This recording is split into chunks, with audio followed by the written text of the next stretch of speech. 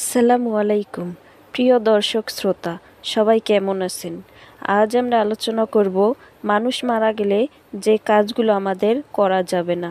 চলুন তাহলে শুরু করা যাক আমাদের মূল আলোচনা।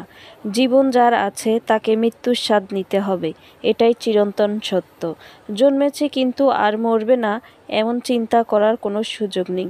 কেননা মহান আল্লাহ কুরআনুল কারীমের একাধিক আয়াতে মৃত্যুর বিষয়টি সুনিশ্চিত করেছেন এভাবে: কুল্লি নাফসুন জায়গাতুল মাউত, প্রতিটি প্রাণী মৃত্যুর স্বাদ গ্রহণ করবে। সূরা আল ইমরান আয়াত ১৮৫।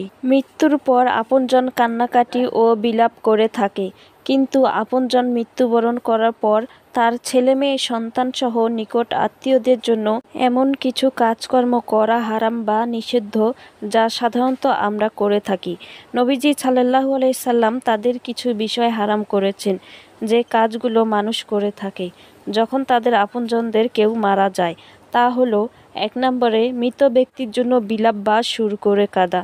নবীজি সাল্লাল্লাহু আলাইহি সাল্লাম বলেছেন, মানুষের মাঝে দুটি বিষয় রয়েছে যাতে তারা কুফরি করে: ১. বংশের খোঁটা দেয়া, ২.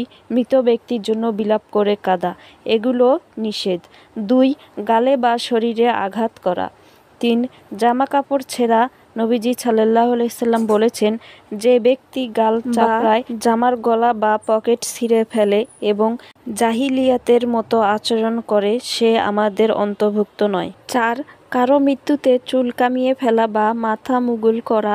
নবীজি সাল্লাল্লাহু আলাইহি সাল্লাম মৃত্যুর ভয়ে উচ্চ আওয়াজকারিণী থেকে এবং মাথা মুগুলকারিণী নারী থেকে এবং অধিক কঠিনতা অবলম্বনকারিণী নারী থেকে পবিত্র ছিলেন। ৫. কারো মৃত্যুতে কবিতা বা কাসিদা প্রকাশ করা। ৬. দিনের কিছু সময় মৃত ব্যক্তির জন্য দুঃখ প্রকাশ করে কবিতা আবৃত্তি করা। ৭. মৃত ব্যক্তির সংবাদ তার পক্ষ থেকে প্রচার করা। নবীজি সাল্লাল্লাহু আলাইহি সাল্লাম শোক সংবাদ ঘোষণায় নিষেধ করেছেন।